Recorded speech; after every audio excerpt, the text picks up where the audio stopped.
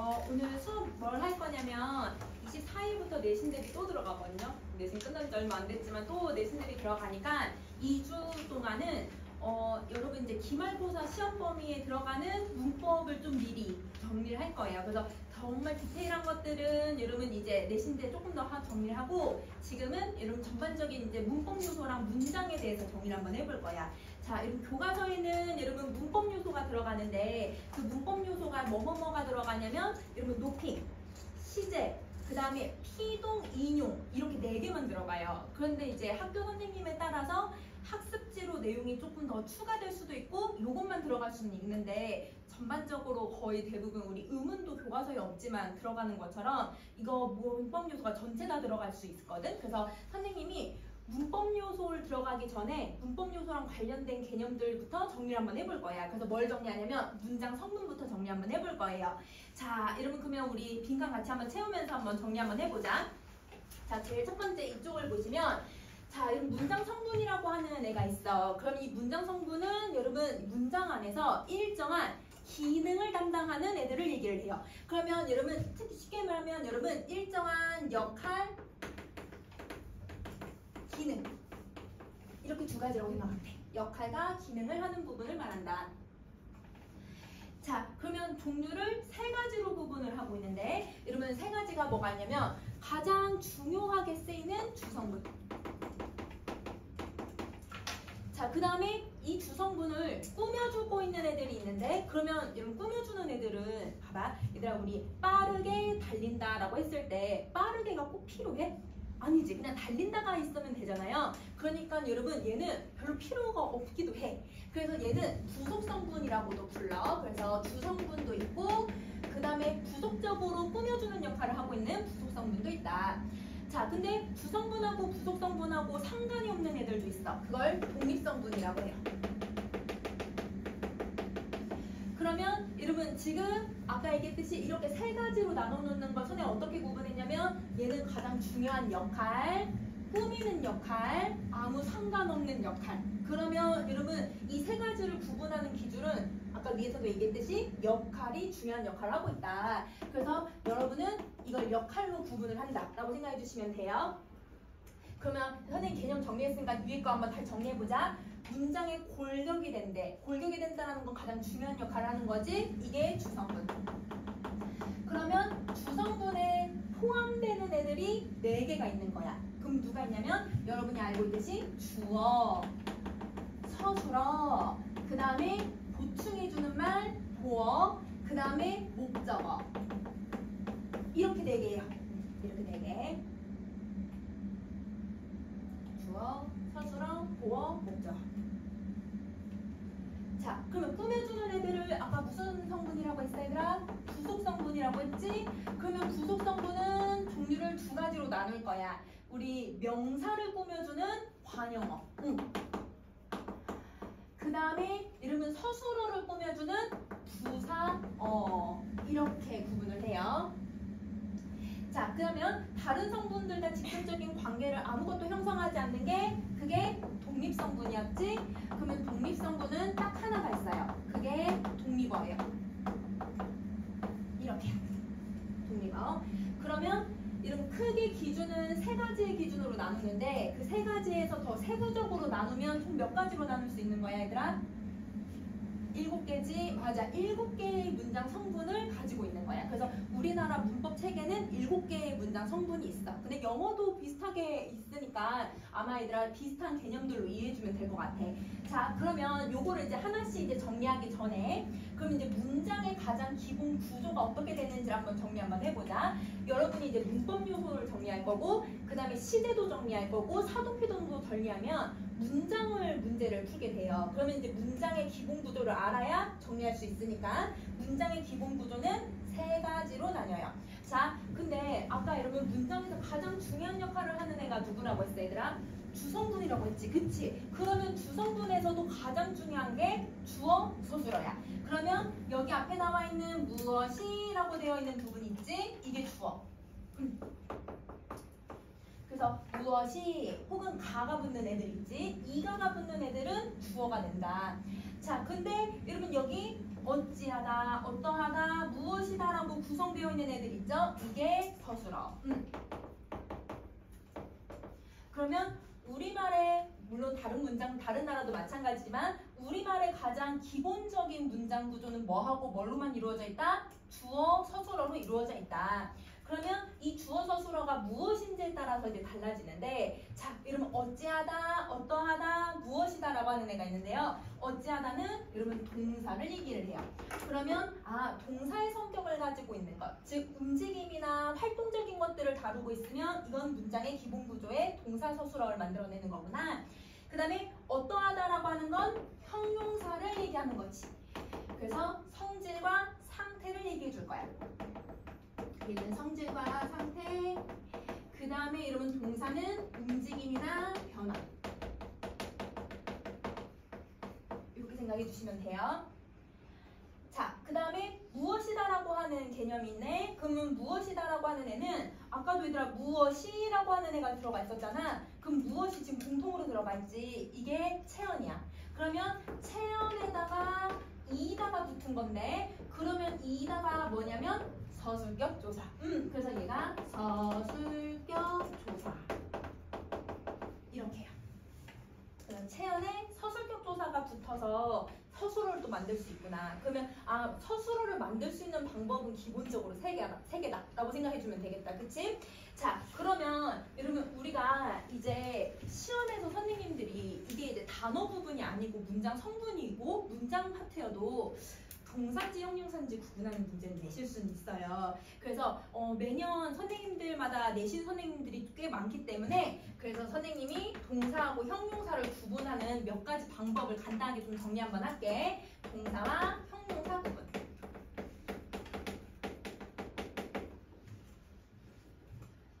친구들이 대부분 이제 영어를 여러분이 더 많이 하니까 그래서 여러분 영어로 바꿔가지고 이해하는 친구들도 있더라고요. 그래서 그렇게 구분해도 되지만 그렇게 구분이 안 되는 애들도 있어. 그래서 얘네들은 어떻게 구분을 하면 좋냐면 동사하고 형용사는 기본적으로 얘는 움직임, 변화가 있고 얘는 변화가 없어. 왜냐면 고요하다라고 하는 말이 있으면 이 고요하다는 고요한 상태가 계속 지속되는 거지 고요한 게 갑자기 변하는 건 아니거든. 그래서 얘는 제일 첫 번째 구분하는 방법은 변화의 유무로 찾아낸다. 근데 여러분 사실 우리가 문학을 풀든 국어 문제를 풀든 내 주관적인 생각이 들어갈 때가 있잖아요. 그래서 변화 유무, 변화가 있는 것 같은데 근데 이러면 놀라는 하면 친구들이 변하는지 안 변하는지 가끔 물어볼 때가 있거든. 근데 변하는 게 있지. 놀란다 하면 표정도 달라질 거고 이렇게 입도 벌어질 거고 달라지거든. 그래서 놀라다가 얘들아 동사인데 친구들이 동사인지 형용사인지 헷갈리는 단어들이 있으니까 그럴 때는 이제 문법적인 체계로 찾아볼 거야. 자, 제일 많이 쓰이는 방법은 두 가지라고 생각하면 되거든요. 얘를 구분하는 방법은 총 11가지가 있어요. 엄청 많은데 다 할 필요는 없고 여러분 딱 두 가지만 알고 있으면 돼. 어떤 거냐면 진행. 여러분 진행을 할 수 있다라는 건 동사, 움직이기 때문에 진행이 가능한 거거든. 그래서 뭐뭐하고 있다가 붙을 수 있는지를 생각을 해주면 돼. 그러면 동사는 뭐뭐 하고 있다가 붙을 수 있어. 왜냐면 진행을 해서 변화를 줄 수 있거든. 그런데 형용사는 그 상태를 유지를 해야 되기 때문에 진행이 될 수가 없어요. 그러면 여러분 예쁘고 있다라는 말 쓸 수 있어 없어? 안 되지. 여러분 먹고 있다는 돼 안 돼? 되지. 그래서 먹다는 동사, 예쁘다는 형용사 이렇게 생각해주면 돼. 귀엽고 있다란 말 쓸 수 있어 없어? 안 되죠. 고요하고 있다 돼 안 돼? 안 되죠. 그래서 고있다로 구분을 한다. 자, 그 다음에 많이 쓰는 건 조금 이따 하겠지만 여러분 또 관형사형어미라고 하는 애가 있어. 그래서 관형사형어미 중에서도 는을 붙일 거예요. 그러면 이 는이 조금 이따 시제 표현에서도 하겠지만 동사면 붙는 시제야. 그래서 먹는, 자는, 뛰는 되거든? 근데 예쁘는, 귀엽는, 여러분 고요하는 이런 말 되는데 안 돼. 형용사는 여러분 는을 붙일 수 없고 여러분 동사는 붙일 수 있다. 근데 이 는이랑 비슷한 애가 하나 더 있어요. 여러분 또 시제에서 또 배울 건데 현재 시제가 있어요. 그래서 여러분 현재 시제는 여러분 어미 어떤 애가 있냐면 는을 사용하거나 니은을 사용을 해. 는을 사용하거나 니은을 사용한다. 근데 선생님이 얘들아 지금 먹는 같은 경우는 앞에만 이렇게 짝대기 표시해놨고 그 다음에 얘네들은 앞뒤로 짝대기 표시해놨으니까 이거 잘 구분해줘야 된다. 이거 표시해줘야 돼. 자, 뭐냐면 아까 선생님이 얘를 예시를 들 때는 어떻게 했냐면 먹는 는이 앞에만 여러분 어간이 붙는 거야. 그런데 얘 같은 경우는 여러분 먹다 해서 여기 사이에 먹는다를 넣어야 돼. 그러니까 이 앞뒤로 붙는다는 건 앞뒤로 다른 단어가 또 와야 된다라는 뜻이야. 그래서 먹는다. 그러면 여러분 자다에다가 여러분 는을 붙이면 자는이 되거든요. 그런데 자다에다가는 여러분 현재 시제를 만들려고 하면 잔다, 니은을 붙여야 돼. 그러면 여러분 동사 같은 경우는 는과 니은을 붙일 수 있는데 여러분 형용사는 붙일 수가 없어요. 그래서 여러분 예쁜다 돼요 안 돼요? 안 되죠. 여러분 귀염는다 돼요 안 돼요? 안 되죠. 그래서 여러분 얘네들은 동사에만 붙을 수 있는 거. 그래서 여러분 는을 가지고서 구분하는 게 제일 일반적이고 그 다음에는 고 있다. 이렇게 두 가지 있다고 생각해주면 돼. 근데 이거 말고도 엄청 많아. 근데 여러분 지금 선생님 아까 11개가 있다고 했잖아요. 근데 그 중에서 여러분 이제 우리는 좀 약간 특이점을 발견할 수 있어요. 여러분 보세요. 변화도 동사만 돼요. 얘 동사만 붙죠. 얘도 동사만 붙죠. 그러면 11가지의 방법들이 있는데 이 11가지 모두 다 동사만 돼요. 형용사는 다 안 돼요. 그래서 여러분 능구나라고 하는 여러분 감탄형을 만든다든지 아니면 여러분 뭔가 목적을 나타내주는 려 아니면 여러분 의도를 나타내주는 러 이런 애들도 다 동사에만 붙어. 그래서 여러분이 이게 동사인지 형용사인지 구분하는 문제나 예시들이 나오면 뭘 찾아주면 되냐면 동사는 다 된다. 형용사는 다 안 된다. 이렇게 생각해주면 되는 거야. 알겠지? 근데 그 중에 제일 중요한 건 이거 두 가지. 자, 그러면 이렇게 해서 기본 구조까지 좀 정리 한번 해봤고요. 그러면 여러분 이제 문장 성분을 우리가 어떻게 찾아야 되는지 정리 한번 해봅시다.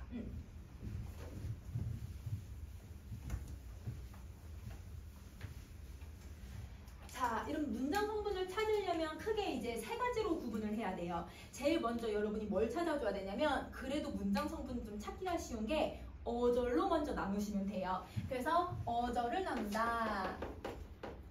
그러면 여러분 우리 어절이 뭔지를 한번 짚고 들어가야겠다. 그치? 그러면 여러분 우리 어절이라고 하는 애는 여러분 혹시 여러분 학교에서 3어절로 쓰세요 라고 하면 여러분 뭘 써야 돼요? 시험 때? 3어절. 뭔가 느낌적인 건 알겠지 얘들아? 띄어쓰기를 몇 개를 해야 될까 얘들아?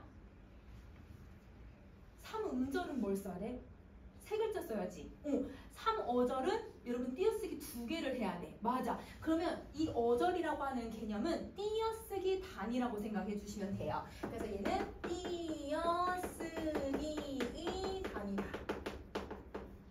그래서 3어절 하면 여러분 내가 오늘 학교에서 왔다라고 해서 선생님이 지금 띄어쓰기를 3개를 했거든? 그럼 이건 4어절이 되는 거지. 내가 오늘 먹었다 하면 3어절이 되는 거고 이렇게 해서 어절을 먼저 찾아주면 되는 거야. 그래서 어절을 먼저 나누고 그 다음에 두 번째는 여러분이 뭘 해야 되냐면 여러분 얘네들의 역할이 무엇인지를 하나하나 다 정리를 해줄 수 있어야 돼. 자, 여러분 역할을 이해할 것. 자, 우리 아까 여러분 문장 성분은 기본 개념이 뭐였지 얘들아? 문장에서 일정한 역할을 하는 거. 맞아. 그래서 여러분 역할을 우리가 이해해줘야겠지. 자, 그 다음에 세 번째는 여러분 문장 성분을 만드는 방법을 암기해 주셔야 돼요. 자, 그럼 문장 성분을 만드는 방법은 여러 가지가 있지만 대표적으로 조사를 붙이는 방법이 있거나 아니면 어미를 활용하는 방법이 있어요. 그래서 조사나 어미 등 문장 성분을 만드는 방법을 암기해야 된다. 이렇게 생각을 해주면 돼. 자, 그러면 이 만드는 방법은 선생님 이제 뒤에 가서 다시 한번 정리할 거고 그러면 이제 참고로 주성분하고 필수성분을 좀 한번 정리 한번 해볼 거야. 가끔 여러분 수능 문제든 학교 선생님들께서 일부러 여러분 이 주성분하고 필수성분을 막 헷갈리게 문제를 내시거든요. 그래서 우리는 순간적으로 주성분 중요한 애야 이렇게 얘기를 하면 필수성분일 거야 이렇게 생각하는 경우들이 있는데 그게 아니고 주성분이 따로 있고 필수성분이 따로 있어. 그러면 이거의 개념을 조금 정리 한번 해보자. 나눠보자. 자, 여러분 아까 주성분은 문장에 뭐가 되게 만들어주는 애라고 했냐면 골격이 되게 만들어주는 애라고 했었잖아, 그치? 근데 필수 성분은 절대 생략이 불가한 애들이라고 생각하면 돼. 그래서 얘는 생략 불가 성분이에요. 생략 불가 성분. 자, 그러면 보자. 그럼 아까 주성분에 들어갈 수 있는 애가 4가지가 있었어. 그치? 아까 위에 적은 거 다시 한번 참고해봐, 얘들아. 문장에서 여러분 주체 역할을 하고 있는 주어. 그 다음에 문장에서 이 주체를 꾸며주고 여러분 서술해주는 서술어. 그 다음에 여러분 이 서술어가 필요로 하는 보충해주는 말 보어. 그 다음에 객체가 될 수 있는 목적어. 이렇게 4개를 주성분이라고 하죠. 문장이 골격이 되는 애들이에요. 자, 그런데 이제 필수 성분을 이제 가면 필수 성분 절대 생략하면 안 돼. 그럼 주성분 생략하면 될까 안 될까? 안 돼. 얘들아 주성분 무조건 필요해. 그래서 주성분이 그대로 들어올 거야.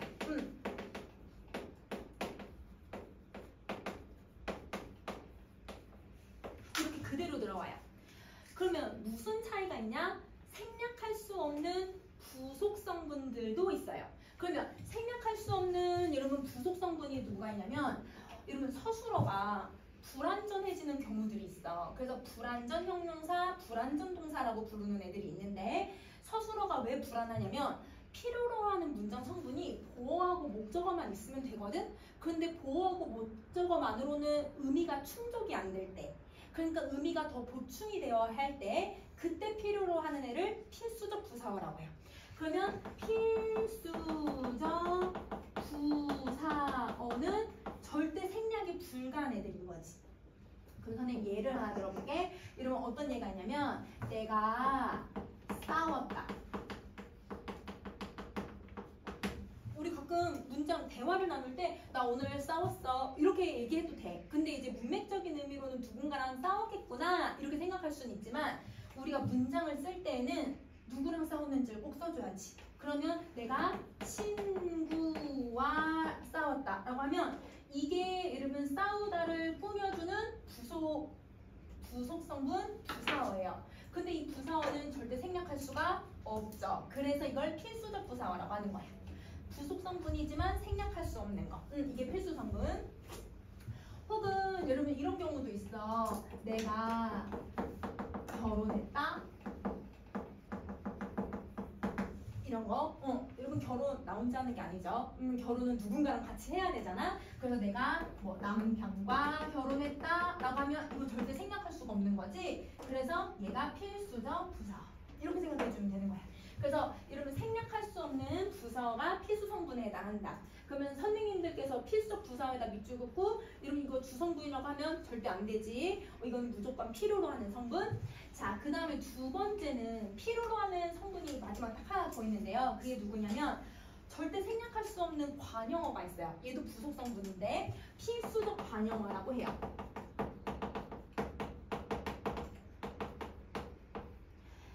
이 관형어는 선생님 뒤에서 다시 설명하겠지만 체언을 꾸며주는 애예요. 근데 생략해도 돼요. 예를 들면 예쁜 너, 응?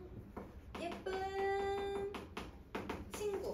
선생님이 대명사에도 붙이고 여러분 그 다음 명사에도 붙였거든. 그러면 여러분 이렇게 대명사와 명사에 붙어도 여러분 예쁜 너, 예쁜 친구 얘 굳이 문장에 있을 필요가 없어. 왜냐면 의미를 풍부하게만 만들어주는 것 뿐이거든. 그런데 예쁜 것 이러면 여러분 우리 것 혼자 쓸 수 있는지 한번 생각해봐. 것 혼자 못 쓰지. 이럴 때는 여러분 필수적 관형어가 필요해요. 관형어가 그러면 언제 필요하냐면 의존명사랑 결합할 때. 얘가 의존명사야. 그러면 여러분 이렇게 의존명사랑 결합할 때는 필수적 관형어가 된다라고 생각을 해주면 돼. 그러면 봐봐. 여기 아까 선생님 지금 문장이고 지금 단어 여러분 구절을 써놨는데 이때 예쁜 너 할 때 이 예쁜은 여러분 필수적 관형어야? 필수적 관형어가 아니야? 아니지? 이때 두 번째도 여러분 필수적 관형어가 아니죠? 근데 얘는 필수적 관형어가 맞아요. 절대 생략하면 안 되는 거. 그래서 똑같은 단어여도 여러분 얘가 생략이 되고 안 되고가 있어. 그래서 뒤에 누가 왔는지를 꼭 확인할 거. 자, 그러면 여러분 시험에 낼 거는 선생님들이 이걸로 문제 내실 수 있다라고 생각해주면 좋을 것 같아. 자, 그러면 이제 넘어가서 문장 성분을 만드는 방법들을 정리 한번 해볼게요. 문장 성분을 만드는 방법.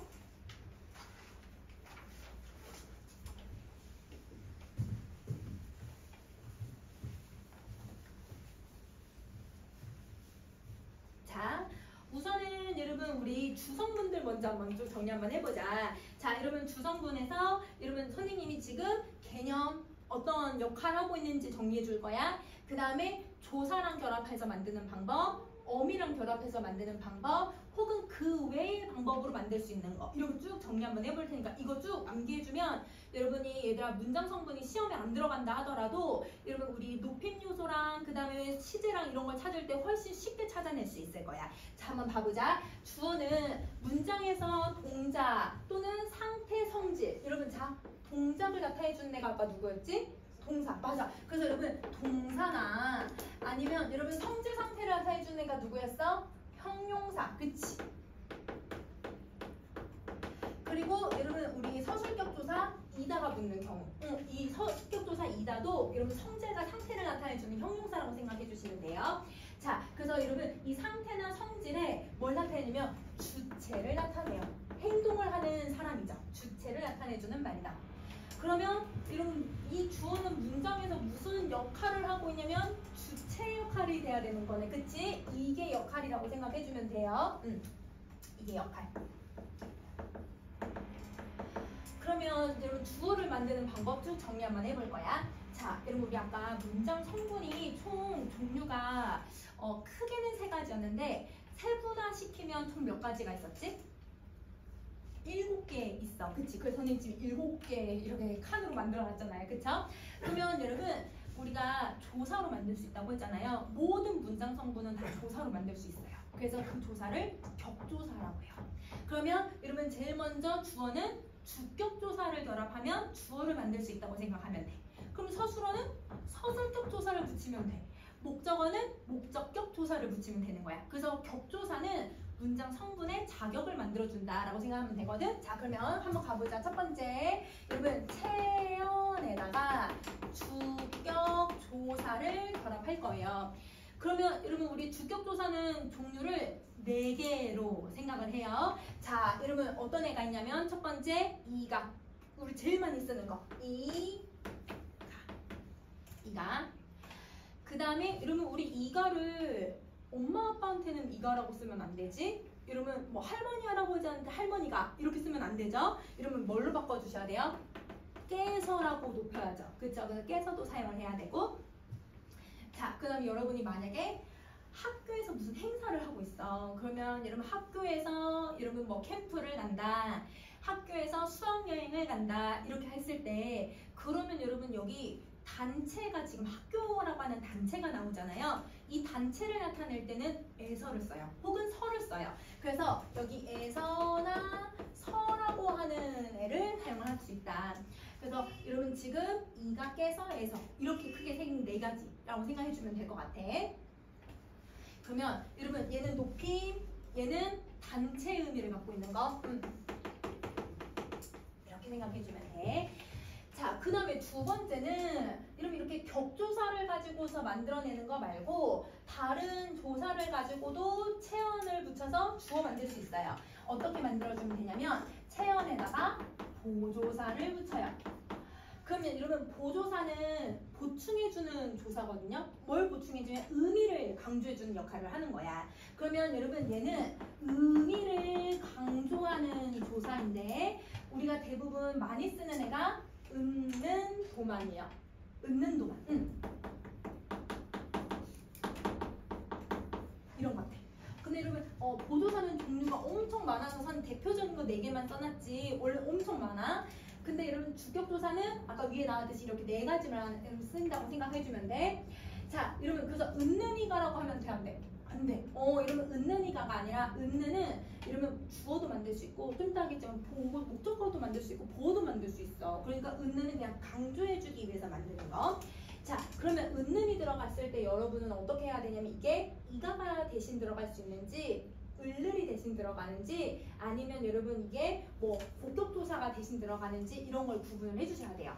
자, 그 다음에 여러분 또 어떻게 해서 만들어내냐면 여러분 어간하고 어미를 붙일 수는 없어. 여러분 주어는 어간 어미를 붙여서 만들어내는 방법은 하나도 없고요.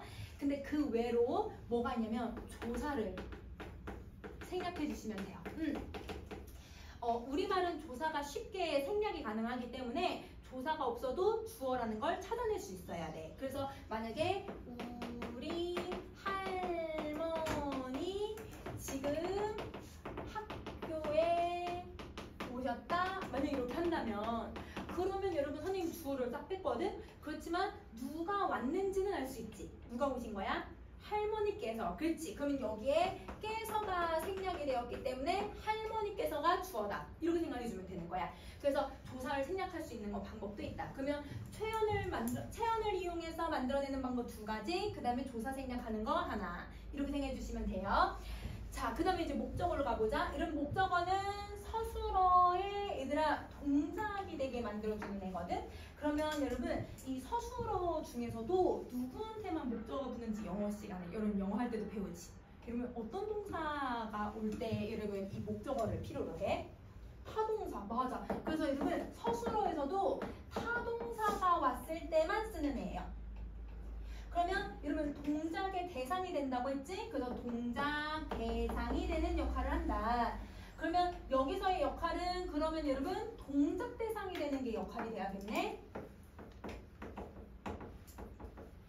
그러면 이 역할을 우리는 2글자로 뭐라고 하냐면 여러분 주어는 주체라고 했잖아. 그러면 목적어는 객체가 되는 거. 맞아. 그래서 얘는 객체가 되는 역할을 한다라고 생각해주면 돼. 자, 그럼 목적어도 여러분 우리 조사를 결합해서 만들어 볼게요. 제일 첫 번째 체언에다가 목적격 조사를 붙여요. 목적격 조사를 붙인다. 그럼 우리 목적격 조사는 종류가 2개 있을 것 같아. 을하고 르이야. 그치, 을을. 자, 그 다음에 2번째 이름은 체언에다가 이름 또 보조사 붙여도 돼. 보조사는 강조해 줄 거니까 다 붙을 수 있어. 그래서 은은 도만 이렇게 계속 다 붙는다. 자, 얘도 체언을 위주로 만들기 때문에 여러분 어간어미 못 붙여요. 그래서 어간어미로 형성될 수는 없고 그 외에도 얘도 조사를 생략해서 만들어내면 된다. 그래서 주어랑 목적어는 사실 문장 성분을 물어볼 때 시험을 잘 낼까 안 낼까?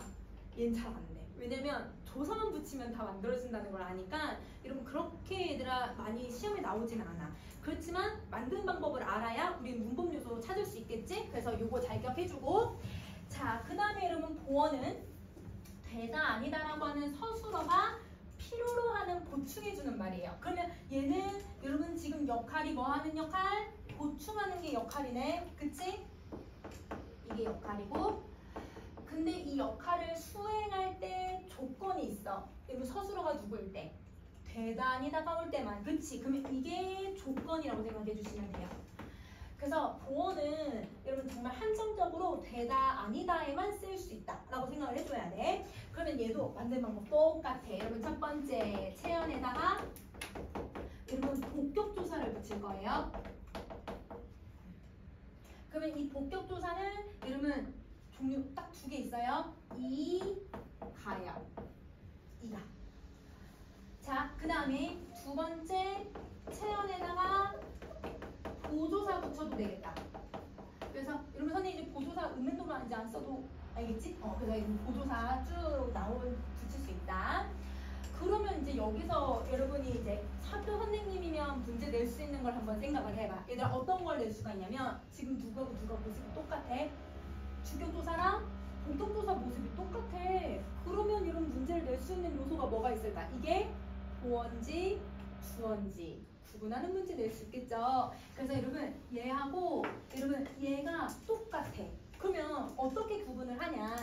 자, 여러분 얘는 아까 얘기했듯이 어떤 서술어가 올 때? 되다 아니다가 올 때만 쓸 수 있어. 그래서 되다 아니다 바로 앞에 오면 그게 보어.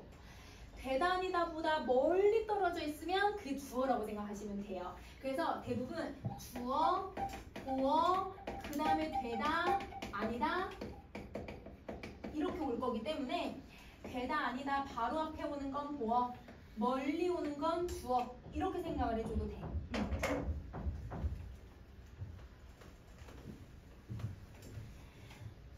자, 그러면 여러분 얘도 여러분 어간어미 안 붙여요. 바로 그냥 조사 생략해도 돼요. 그래서 이렇게 여러분 주어랑 목적어랑 보어는 사실 여러분이 이제 기억을 할 거는 기능하고 그 다음에 어떻게 만드는지는 격조사만 좀 구분해 주면 될 것 같아. 그치? 그래서 요거 세 가지를 기억해 주시면 돼요.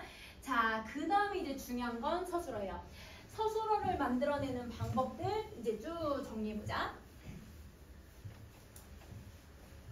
자, 여러분 서술어는 아까 동작, 성질, 상태 따위를 풀이하는 기능을 가져요.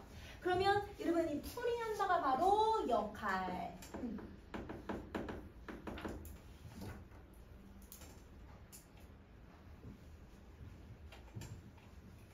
풀이한다가 역할.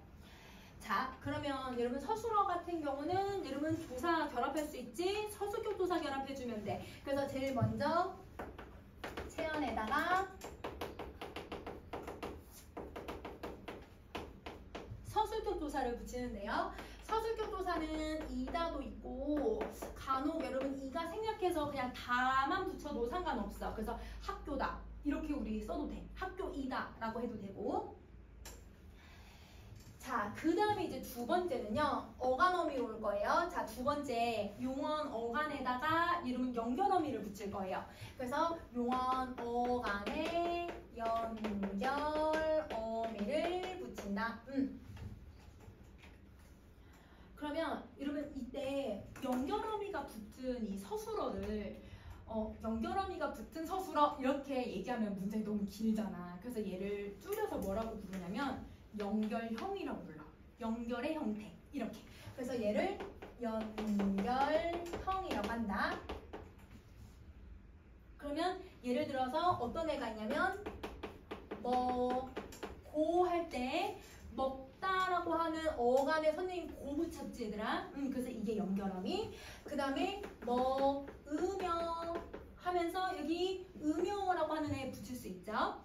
그 다음에 먹지 이렇게 해서 연결어미 이렇게 붙일 수 있어. 그러면 이렇게 연결어미들은 여러분 대부분 이렇게 띄어쓰기가 될 수 있는 애들이라고 생각해 주시면 돼요.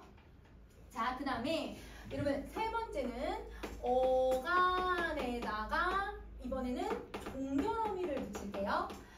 자, 연결어미는 뒤에 또 다른 서술어가 오거나 아니면 문장이 오는 방식인데 종결어미는 문장이 끝나요. 그러면 이 끝나는 형태를 우리는 세 글자로 줄이면 종결형이라고 불러. 종결형이라고 부른다. 자, 그러면 얘도 선생님 예시를 한번 적어볼게. 문장 끝났으니까 먹다 할 때 문장 끝난 거 다. 그 다음에 먹습니까? 이런 식으로 하면 여러분 습니까가 종결어미. 이런 식으로 여러분 종결형과 연결형들이 들어가면 된다라고 생각해 주시면 돼요. 자, 그 다음에 서술어를 이제 또 그 외의 방법으로 두 가지를 더 만들어 볼 거야. 자, 여러분 그 외의 방법 네 번째는 여러분 우리가 이제 용언을 배울 때 의미를 갖고 있는 용언이 있고 의미가 없는 용언이 있어. 그러니까 꾸며주는 역할을 하는 용언이거든. 그럼 예를 들어볼게. 만약에 나는 먹고 싶다라고 하는 단어가 있어. 그러면 여러분 이때 먹고는 여러분 연결형일까 아니면 종결형일까? 문장 안 끝났잖아. 그럼 얘는 연결형이 들어간 거지? 그러면 얘가 먹다는 의미를 가지고 있어. 그치? 근데 여러분 이 싶다요. 혼자 쓸 수 있어요? 나는 싶다. 이런 식으로 쓸 수 있어? 안 되지. 그럼 얘는 문법적으로 꾸며주는 역할을 하는 애들이고 얘가 의미를 갖고 있어. 그러면 실질적 의미를 갖고 있는 걸 본용언이라고 해. 그러면 실질적 의미를 갖고 있지 않고 문법적 의미를 더해주는 이 싶다를 이걸 보조용언이라고 해. 그럼 봐봐. 여러분 이 본용어는 아까 얘기했듯이 실질적 의미를 가지고 있고요. 얘는 문법적 의미를 갖고 있는 거예요. 이렇게. 실질적 의미, 문법적 의미. 그러면 이 본용어하고 보조용어는 여러분 띄어쓰기가 되어 있잖아요. 그러면 어절이 몇 개예요? 어절 2개지, 그치? 근데 아까 선생님이 문장 성분은 어절로 구분해야 된다고 했거든? 얘는 특이하게 이 두 어절이 한 서술어야. 서술어 하나로 인정을 해야 돼. 왜? 얘가 단독으로 쓸 수 있어 없어 싶다가 없으니까. 그래서 보조용어는 혼자 쓸 수가 없으니까 본용어랑 결합해서 하나의 서술어로 인정을 하는 거야. 그럼 네 번째는 본용어하고 보조용어 이게 하나의 서술어. 이렇게 생각을 해야 돼. 이게 하나의 서술어예요. 본용어, 보조용어니 하나의 서술어.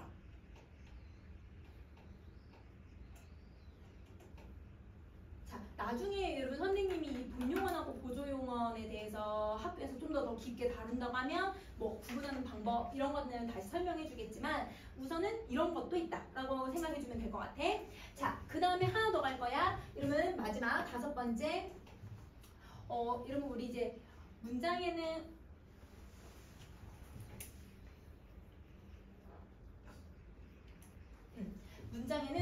여러분 이제 단어도 있고 어절도 있고 구도 있고 절도 있어요. 그래서 여러분이 영어 시간에도 얘들아 무슨 구 이렇게 배우는 것처럼 국어도 마찬가지 구와 절로 구분을 하는데 여기서 절이라고 하는 애가 서술어의 역할을 담당을 하는 거예요.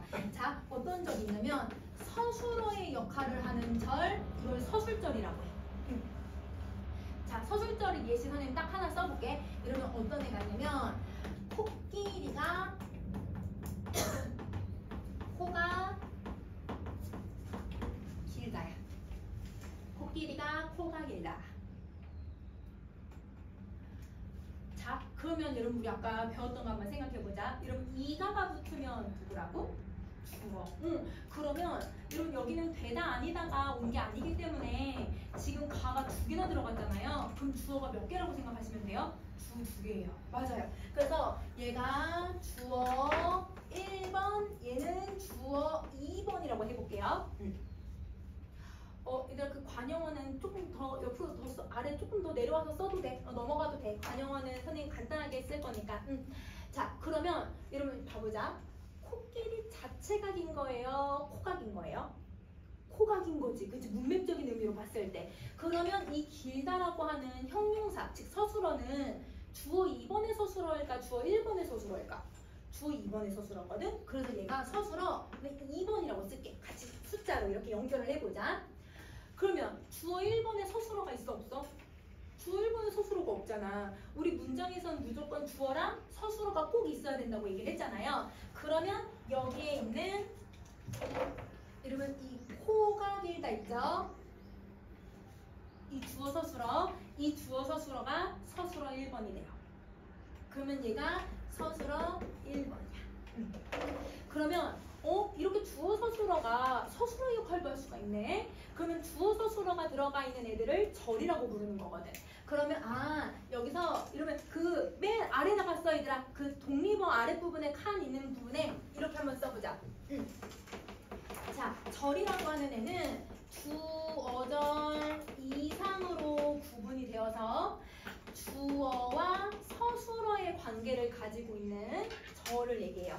근데 여러분 이 절은 아직 완전한 문장은 아니에요. 그래서 얘가 완전한 문장 속에서 문장 성분의 역할을 해요. 문장 성분의 역할을 한다. 그래서 서술절이라고 하면 문장에서 서술어 역할을 해. 그 다음에 여러분 만약에 관형절이라고 하면 문장에서 절이 관형어의 역할을 하는 거야. 부사절이라고 하면 문장에서 부사절의 역할, 부사어의 역할을 하는 거죠. 이런 식으로 여러분 문장 성분의 역할을 할 수 있게 도와주는 애다. 그러면 여러분 왜 주어 서술어가 여러분 이게 하나의 서술어가 될 수 있는지 알겠지? 그래서 요거라고 생각해주면 돼. 그러면 서술절은 특이사항이 얘들아 주어는 몇 개처럼 보여? 2개처럼 보이고 서술어는 몇 개처럼 보여? 하나가 있는 것처럼 보여. 맞아. 그렇게 찾아도 돼. 이렇게 해서 서술절이 여러분 이 서술어 역할을 할 수 있다. 그러면 여러분 시험에 문장 성분 나오면 여러분 어떤 거 나올지 알겠죠? 지금 4개 중에서 주어, 서술어, 목적어, 보어 있으면 서술어 나올 거라는 거 알겠죠? 왜냐면 종류가 너무 다양하잖아요. 그쵸? 자, 그 다음에 이제 관형어로 한번 가보자. 관형어는 여러분 누구 앞에서 여러분 이 체온을 꾸며주는 역할을 하냐면 당연히 여러분 체온 앞에서 꾸미지. 그치? 체온 앞에서. 자, 그러면 여러분 우리 체온 앞에서 체온을 꾸며준다고 하는 이 부분이 바로 역할.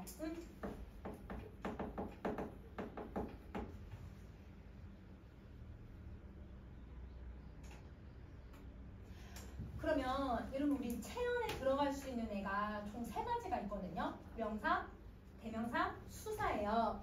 근데 수사는 관형어의 수식을 받을 수가 없어요. 예를 들면 예쁜 여러분 둘, 예쁜 셋 이렇게 꾸며줄 수는 없거든. 그래서 체온이라고 하지만 사실은 엄밀히 얘기하면 여러분 명사랑 대명사만 명사랑 대명사만 꾸며준다 라고 생각해야 돼. 자, 그러면 여러분 이제 조사를 한번 붙여서 만들어 볼게요. 여러분 첫 번째, 체온에다가 누굴 붙이냐면 관형격 조사를 붙여보자. 그러면 이 관형격 조사는 딱 하나밖에 없어. 제일 암기하기 편해. 의. 그래서 우리 의, 학교의, 책상의, 의만 붙이면 돼요. 그러면 얘는 요거고, 근데 얘는 보조사를 붙일 수가 없어.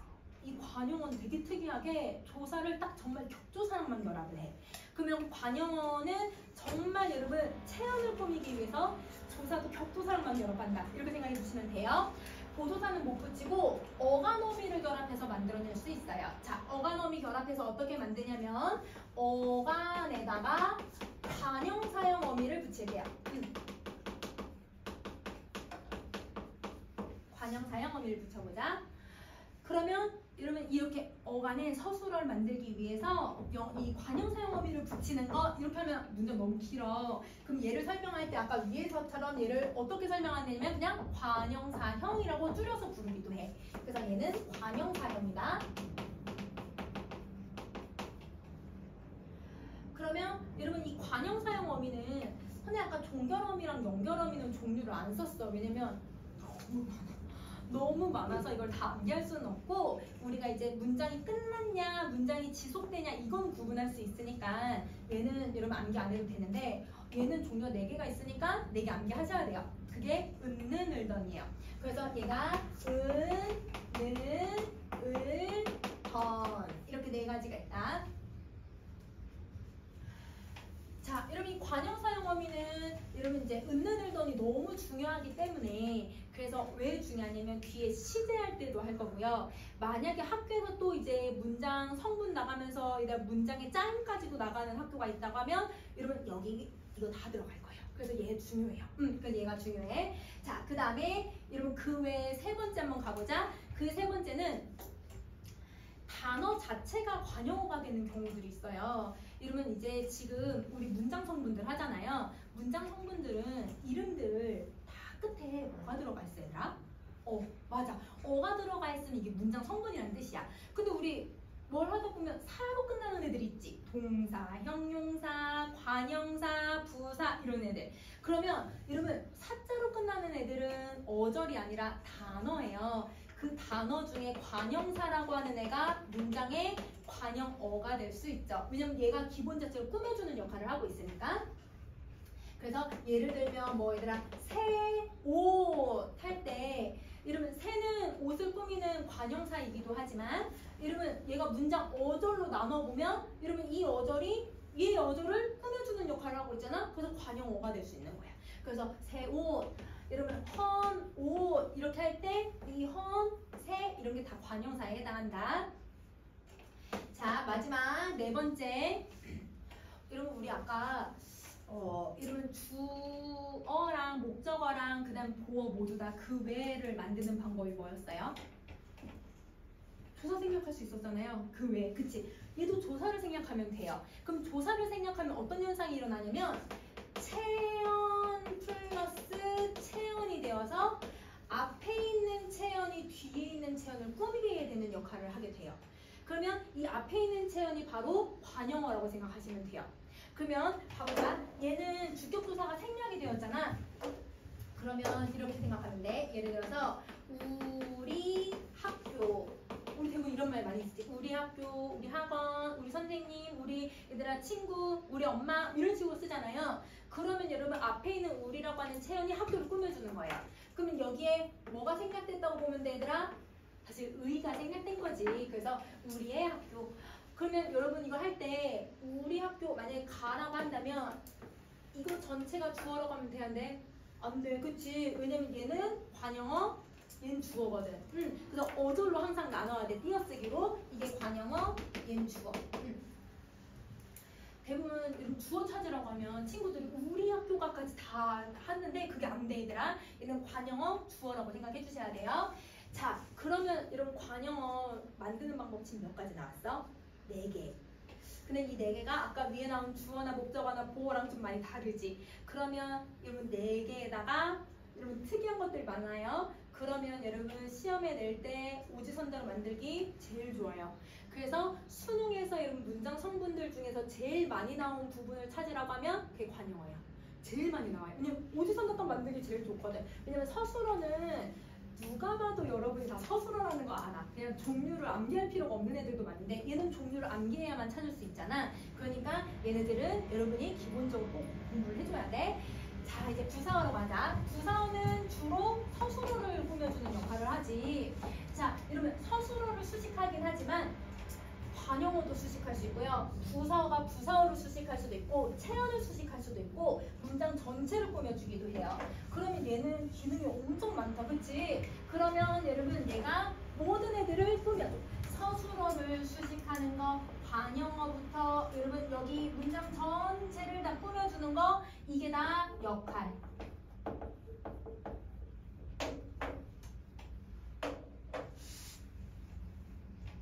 그러면 여러분 부사어는 기능이 엄청 많잖아. 그러면 여러분이 학교 선생님이라면 어떤 문제를 낼지 한번 생각해 보세요. 어떤 문제를 낼까요? 얘는 누굴 꾸미는지를 물어보는 문제를 낼 수밖에 없어. 얘네들은 무조건 체야. 얘는 무슨 서술어니까 그냥 맨 끝에 있는 거. 주어는 여러분 주체만 찾으면 되거든. 근데 얘는 관용어를 꾸미는지 체언을 꾸미는지 문장 전체를 꾸미는지 구분을 할 수 있어야 되거든. 그러면 여러분 문제를 낼 때 누구를 꾸미고 있는지를 찾는 문제를 낼 수가 있다. 그래서 다른 성분들과 얘들아 다른 점들을 잘 기억하면 그게 시험에 나오는 요소라고 생각을 해주면 이해하기 쉬울 것 같아. 그래서 공부할 때도 그런 것들을 위주로 좀 더 공부를 해야겠지? 자, 그러면 여러분 체언으로 만드는 방법 첫 번째, 체언에 부사 겸 조사를 붙이면 돼요. 자, 근데 이 부사격 조사가 너무 많아. 그래서 너무너무 많아서 우리가 문법 요소에서 쓰이는 애들 위주로 정리 한번 해보자. 여러분, 사람을 나타낼 때 쓰는 말이 있어. 누구누구에게. 너에게, 부모님에게.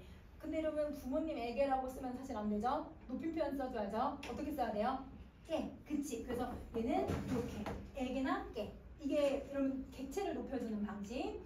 그 다음에 여러분 우리 또 사물은 아닌데 여러분 어떤 대상들을 가리킬 때 어디 에라는 말을 쓰거든. 그래서 에도 여기 들어갈 거고. 자, 그 다음에 이런 비교를 할 때 와나 과라고 하는 애를 쓰기도 할 거고요. 와나가. 그 다음에 어디로 가다 할 때도 이거 쓰겠지. 자, 그 다음에 여러분 또 사람을 나타내주는 말 또 하나 더 있는데 그게 누구누구한테야. 그러면 여러분 이런 애들이 너무 많아. 그래서 부사격 조사는 자주 나오는 애들 정도는 암기를 해서 이게 보조사인지 부사격 조사인지 구분을 해줘야 돼. 알겠죠? 자, 그 다음에 두 번째 방법은 어간에다가 이러면 이제 얘는 부사를 어를 만들 거니까 부사형 어미를 붙여주시면 돼요. 부사형 어미. 자, 이런 부사형 어미를 만들어냈으니까 붙일 거니까 여러분 얘를 줄여서 뭐라고 불러주면 될까? 그러면 부사형이라고 부르면 되겠지. 그러면 여러분 어떤 어미가 붙으면 그 이름 따가지고 무슨 형이라고 이름 붙여주면 된다라고 생각해주면 돼. 자, 그럼 부사형을 만드는데 이 부사형도 종류가 정해져 있어. 암기해야 돼. 그래서 얘가 개, 도로, 아서, 어서예요. 먹게, 먹도록, 먹어서 이렇게 부사형 어미를 붙이면 된다. 자, 그 다음에 이제 세 번째. 여러분 세 번째는 아까 관형어도 단어 자체가 여러분 이제 관형어가 되는 경우들이 있었잖아요. 얘도 마찬가지. 부사가, 그치. 이런 단어가 그대로 문장 성분이 되는 경우야. 그래서 예를 들면 여러분 우리가 어떤 애들을 쓰냐면 정말 좋다라고 하면 이 정말이 부사거든. 근데 어절로 나눠봤더니 누가 또 서술어를 꾸며줘. 그러면 꾸며주는 기능으로 보면 얘가 부사어라는 거 알 수 있게 해주는 거야. 그래서 이렇게 부사가 부사어가 되는 경우도 있다. 자, 그러면 이제 독립어까지 딱 하면 여러분 우리 문장 성분 다 끝낼 수 있을 것 같아요.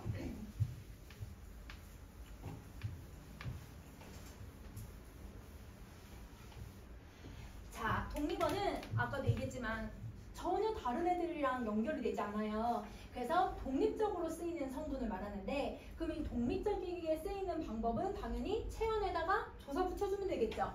그러면 첫 번째 얘 역할은 여러분 독립적으로 쓰인다. 아무런 연관성이 없다. 이게 역할. 이게 역할이고 체언에다가 여러분 얘는 이제 특이하게 이름을 독립조사 이런 걸 붙이지 않고 얘는 호격조사라고 하는 애를 붙여. 자, 호자가 얘들아 부를 호자야. 그래서 호명하다 할 때 호자거든요. 그러면 아 누군가를 부를 때 쓰는 조사구나. 그러면 누군가를 부를 때 쓰는 조사는 누구야? 누구? 아 그대여 하늘이여 이렇게 4개. 그래서 야야 아야 여 이여 이렇게 4가지가 있다고 생각해주면 돼.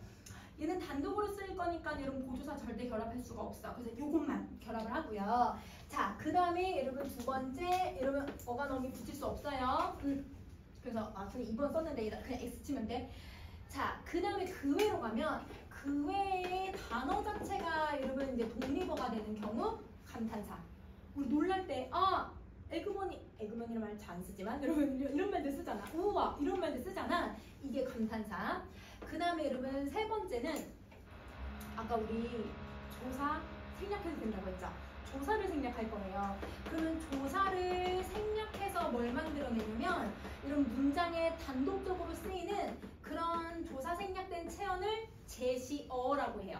제시어를 만들어낼 건데 선생님 예를 들어보면 이렇게 자, 이런 우리 그런 거 해본 적 있어 얘들아? 그 막 소방의 날 이런 거나 아니면 이런 제주 4.3 사건 이런 4.3의 날 이런 거 하면서 표제어 만들기 아니면 포스터 그리기 이런 거 해본 적 있어 얘들아?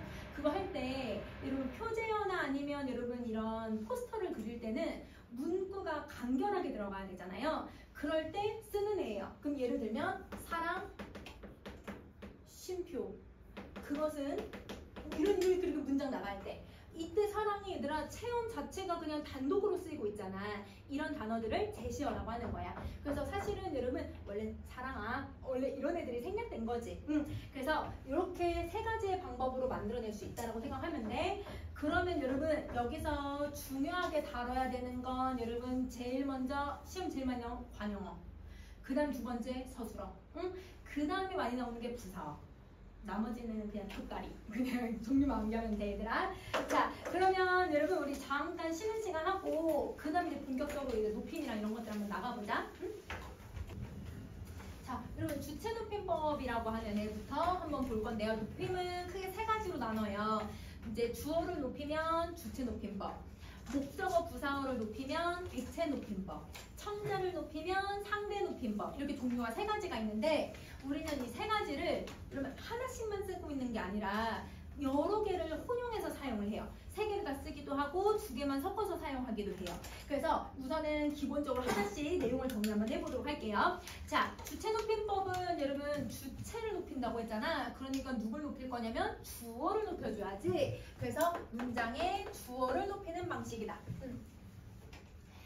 자, 이 서술에 얘들아 누구를 높이는 방법이라고 했냐면 아까 얘기했듯이 여러분 주체를 높이는 방법이어서 대개 화자보다 서술의 주체가 나이가 많거나 사회적 지위가 높은 사람한테 사용하는 방식이에요. 그러니까 여러분이 쉽게 이제 선생님한테 아니면 여러분 부모님께 아니면 이제 얘들아 좀 높으신 사람들 그 고모, 할머니, 할아버지 이렇게 쓰는 방법이라고 생각을 해주면 돼. 근데 이 주체 높임법은 지금 선생님 칸을 두 개로 보면 알겠지만 직접 높임이라고 하는 애랑 간접 높임이라고 하는 애로 두 가지로 구분을 해요. 그래서 두 개를 한번 나눠서 정리 한번 해보자. 자, 둘 다 주어를 높이는 방법이기는 해. 그런데 이때 주어를 높이고 주어를 높이는데 이 주어가 누군지에 따라서 종류가 달라지는 거야. 자, 직접 높임이라는 건 말 그대로 내가 높여야 되는 사람을 직접적으로 높일 거예요. 그래서 주어가 누구냐면 내가 높일 사람들이에요. 할머니, 할아버지, 선생님, 엄마, 아빠 아니면 뭐 고모, 이모 이렇게 높여야 되는 거. 그런데 간접 높임은 이러면 직접적으로 높여주는 게 아니라 돌려서 높일 거예요. 그러면 뭘 돌려서 높이냐? 이러면 이게 주어가 높일 사람이 아니라 높일 사람과 관련된 사물이 주어이거나 아니면 높일 사람과 관련된 그들의 가족이거나 그 다음에 높일 사람과 관련된 여러분 어떤 그 사람과 관련된 어떤 생각 이 사람의 행위 이런 것들이 주어가 되고 있는 거예요. 그래서 주어가 주어인데 이런 주어를 높이는 건 맞는데 그게 사람이냐 사람과 관련된 거냐 이렇게 나눈다고 생각을 해주면 돼. 자, 그러면 여러분 우리 문법 요소를 한번 봐보자.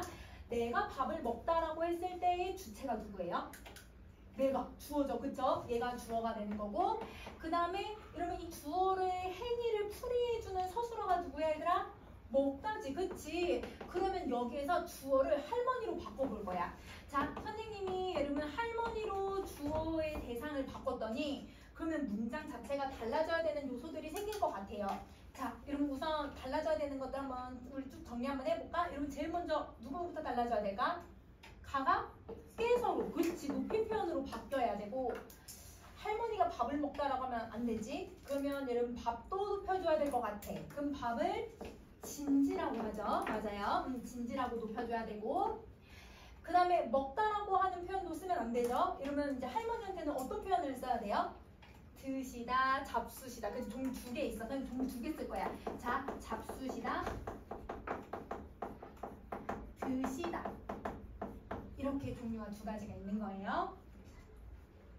그러면 이거를 우리 하나씩 정리 한번 해보자. 그러면 여러분 깨서라고 하는 애를 첫 번째 어떤 문법 요소로 주체 높임법을 만들었냐면 우리는 여러분 주체 높임의 주격 조사를 가지고 높인 거야. 그래서 주체 높임의 주격 조사 깨서를 가지고 문법 요소를 만들어낼 수 있다. 자, 그 다음에 두 번째 이러면 진지는 특별한 경우에만 쓰는 어휘예요. 그래서 이런 걸 특수어휘라고 얘기하죠. 그래서 특수어휘인데 근데 여러분 잡수시다도 이렇게 얘들아 우리 먹다를 높이는 특이한 어휘잖아. 얘도 특수어휘야. 근데 얘랑 특수어휘라는 종류를 두 가지로 나눌 거예요. 자, 특수어휘가 첫 번째는 이런 명사로 되어 있는 애도 있지만 서술어 형태로 되어 있는 애들이 있어요. 그러면 명사로 된 애들은 여러분 주체 높임에만 쓰이는 게 아니라 객체도 쓸 수 있고 상대도 쓸 수 있고 얘는 어디든 다 높일 수 있는 방법. 근데 이 서술어는 주체 높임만 높여요.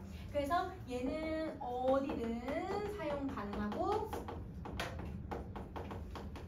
서술어는 주체 높임에만 사용해야 된다. 그래서 쓰임새가 좀 달라. 그래서 시험 문제에서는 여러분 좀 구분해서 이 문장 안에 여러분 이제 특수어인데 명사로 되어 있는 특수어휘가 들어가 있고 여러분 상대 높임이 들어가 있는 걸 고르세요. 뭐 이런 문제 낼 수 있어. 그러면 명사 높였는데 이거 주체 높임 아니야? 그게 아니라 얘는 어디든 쓸 수 있다. 이렇게 생각을 해주면 돼. 자, 그 다음에 여러분 세 번째예요. 선생님이 잡수시다라고 하는 애는 여러분 이 시 혹시 뺄 수 있을까? 그러면 할머니한테 잡수다, 할머니 잡수다 이렇게 얘기할 수 있어요? 안 돼요. 얘는 잡수시까지가 그냥 하나의 특수어예요. 근데 여러분 요거는 기본형이 들다거든. 들다가 단독으로 쓸 수 있는지 한번 생각해봐. 들다. 자네 장인어른이 사위한테 자네 식사 들대 이렇게 말하거든. 들다 쓸 수 있어 없어? 들다 단독으로 쓸 수 있어. 들다는 먹다를 약간 높이는 여러분 특성이에요. 근데 그 들다가 단독으로 쓸 수 있다는 건 시도 구분할 수 있다는 뜻이거든. 그러면 이 시는 여러분 특성이가 아니라 주체 높임 선어만 어미예요. 그래서 얘는 주체 높임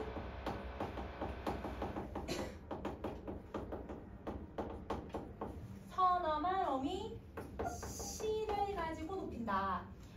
그래서 우리 아까 얘들아 맨 처음에 선생님이 할 때 우리 동사형용사 구분할 때 는이나 니은 있다고 했잖아. 걔도 선어만 어미거든. 그래서 앞뒤로 이렇게 붙인 거 기억나지? 그래서 먹는다, 잔다 이렇게 썼던 거. 얘도 뭐 드시다 아니면 여러분 가시다, 오시다 이러면 오다라고 하는 기본형에 이 시를 넣어서 만들어내는 방법이에요.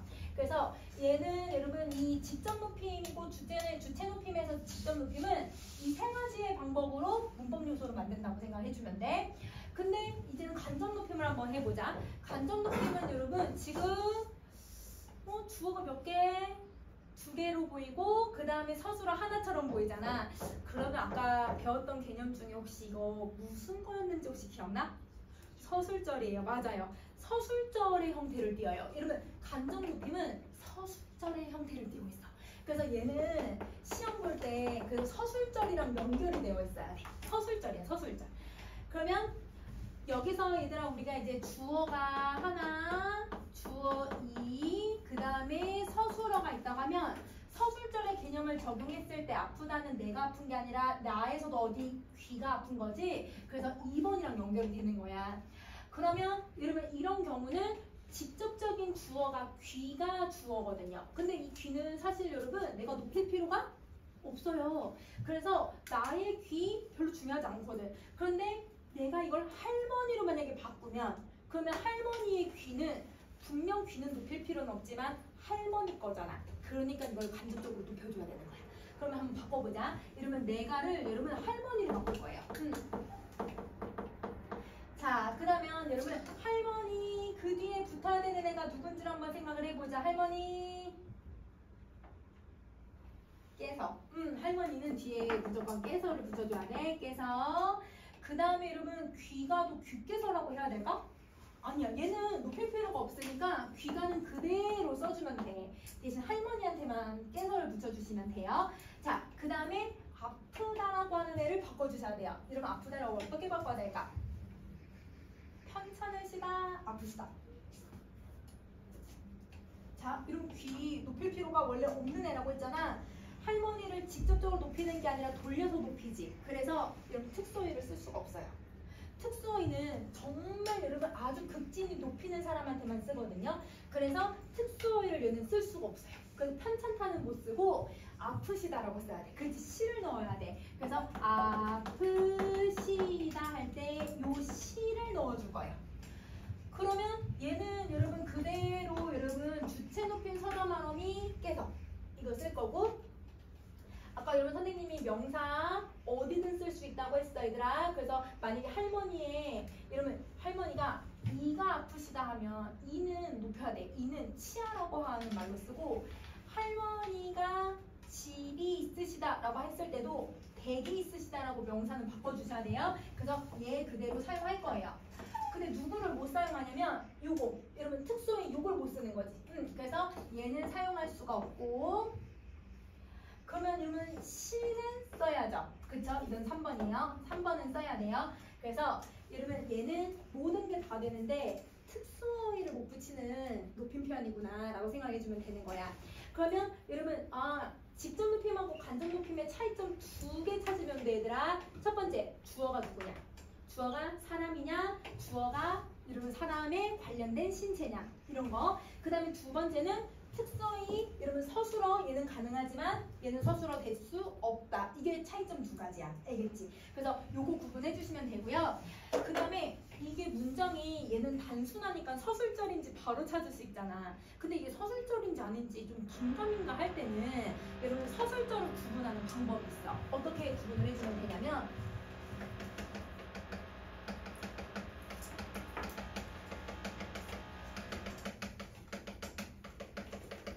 자, 이러면 서술절을 구분하는 방법은 우리가 지금 여러분 원래 주어가 지금 두 개의 주어가 있잖아요. 그러면 그 서술어를 갖고 있는 주어 말고 서술절을 필요로 하는 주어 있죠. 그래서 그 주어의 조사를 의로 바꾸는 거예요.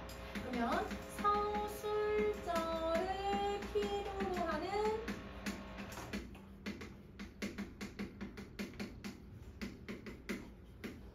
주어의 조사를 의로 대체한다. 그러면 여러분 의가 혹시 무슨 조사였는지 혹시 기억나? 관형격 조사였거든? 맞아. 그래서 여러분 이 관형격 조사로 대체가 되면 이게 서술절이에요. 그래서 여러분 누가 여러분 서술절을 필요로 하냐면 내가가 서술절을 필요로 하지. 그래서 요가 대신에 의를 넣어봐 얘들아. 그러면 나의 귀가 아프다란 말 성립하네? 성립하죠? 할머니의 귀가 아프시다 이러면 성립하죠. 그래서 여러분 서술절은 의를 넣어서 구분을 해요. 그래서 이게 서술절인지 간접높임인지 좀 구분이 잘 안 될 때는 의를 넣어서도 구분하면 좀 빨리 찾을 수 있다. 이렇게 생각해주면 될 것 같아. 자, 그러면 여러분 주체높임의 그 아랫부분의 내용을 한번 또 정리 한번 해보자. 자, 여러분 이 높임말하고 여러분 낮춤말이 있는데 이 높임말과 낮춤말을 동시에 다 의미를 가지고 있는 애가 하나 있어요. 그게 말씀이에요. 자, 말씀은 높임말하고 낮춤말을 모두 다 통용해서 쓸 수 있는 특수어인데 아까 이런 특수어의 종류 두 개 있다고 했지? 명사랑 서술어. 얘는 명사야 서술어야? 명사. 명사 중에 이 말씀이 특이하게 낮춤과 높임을 다 쓸 수 있는 거예요. 그러면 선생님 말씀을 명심하겠다고 했을 때 이때는 여러분 말씀을 하는 그 주체가 누구예요? 선생님이거든요. 그러면 선생님의 말씀은 어떻게 해줘야 돼요? 높여야죠. 그쵸? 그러니까 이거는 높임 표현이고 자, 그 다음에 선생님께 드리고 싶은 말씀이 있습니다 라고 했을 때 이때 이 말하는 주체가 누구예요? 나거든요. 그러면 나는 여러분 내 스스로 나를 높일 필요가 없죠. 그러면 낮춤말이 되는 거예요. 그래서 말씀도 높임 낮춤의 말이 다 있다. 이렇게 생각해주면 돼. 자, 그러면 이번에는 선생님 높임말로 바꿔볼 건데 얘네들이 여러분 우리 주체 높임에서만 쓰이는 특수어이들.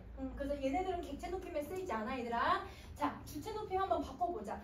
있다를 여러분 우리 높임말로 어떻게 바꾸면 될까? 엄마가 집에 있다?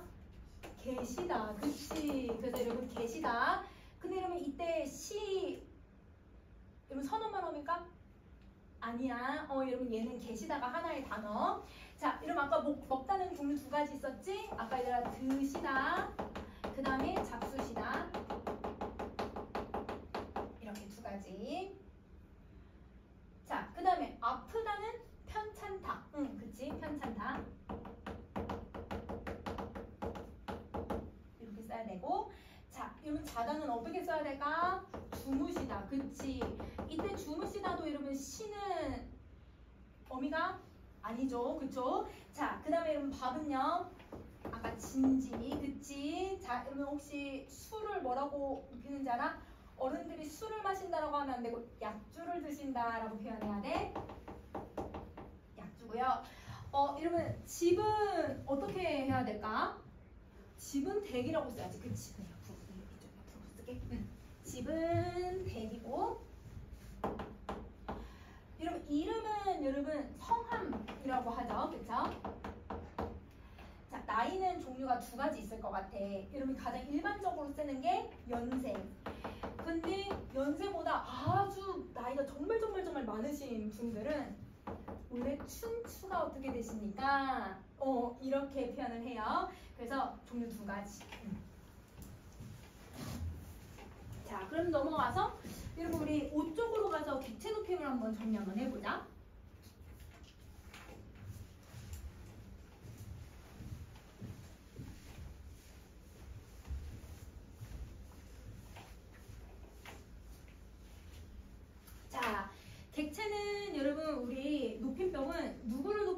거냐면 문장의 대상을 높일 거예요. 그래서 얘는 문장의 대상을 높이는 방법. 자, 문장에 얘들아 객체가 되는 성분들은 여러분 누구하고 누가 들어가냐면 여기 목적어 부사어가 가리키는 대상을 얘기를 해.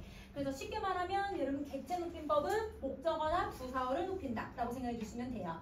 자, 그러면 이때 객체는 여러분 말하는 사람, 있는 사람보다 당연히 상위자가 돼야 되는데 이렇게 만드는 방법은 두 가지 있다고 생각해 주면 돼. 높이는 대상이 목적어냐 아니면 부사어냐.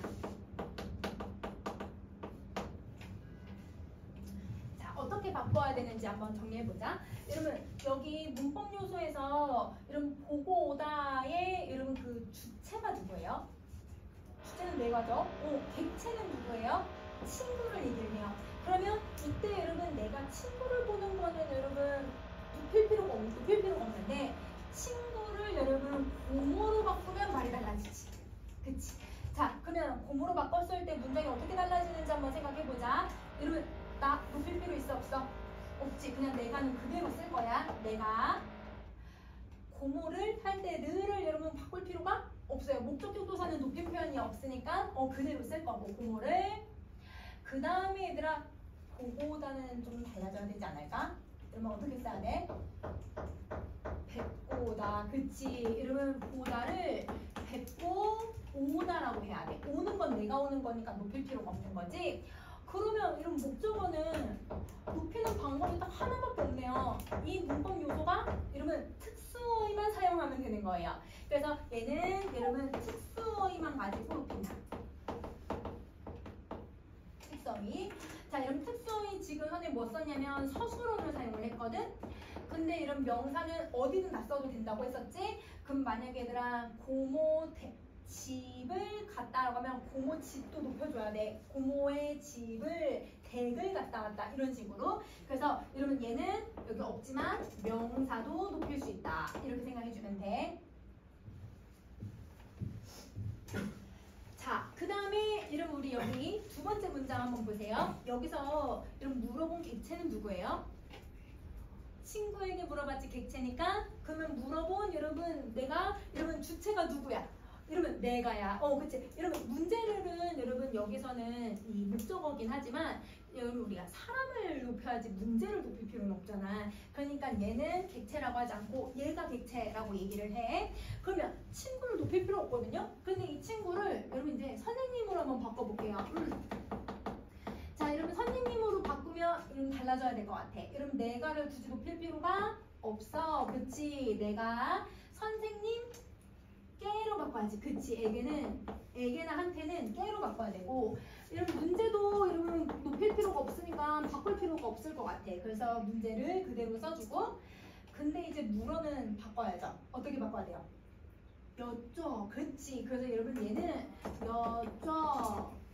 혹은 여러분 우리 하나 더 여쭙고 오다 보다. 여쭙고는 좀 근데 안 맞긴 하겠다. 그래서 여러분 여쭙고 아니면 여러분 여쭤 이렇게 두 가지 쓸 수 있거든. 여쭤보다 이렇게 써요. 그러면 여러분 얘는 문법 요소를 만들어낼 수 있는 방법이 그럼 두 가지인 거야. 그대로 특수어휘를 그대로 사용할 거. 응? 그 다음에 두 번째는 여러분 깨라고 하는 높임의 부사격 조사를 쓸 거예요. 그래서 객체 높임의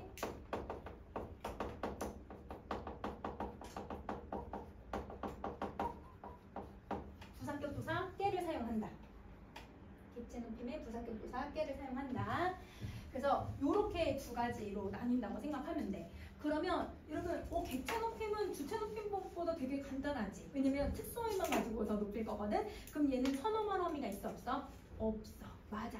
자, 근데 여러분 이제 여러분 잘 기억할 게 1학기 때 이제 배웠던 내용을 2학기 때 또 배울 거예요. 이걸 뭐 어디서 배울 거냐면 여러분 중세 문법을 배워요. 그러면 중세 문법에서도 여러분 높임 표현 배우거든요. 그러면 그때 지금 배웠던 거 또 한 번 더 나올 거기 때문에 그때의 차이점이 가장 두드러진 게 이 객체 높임이야.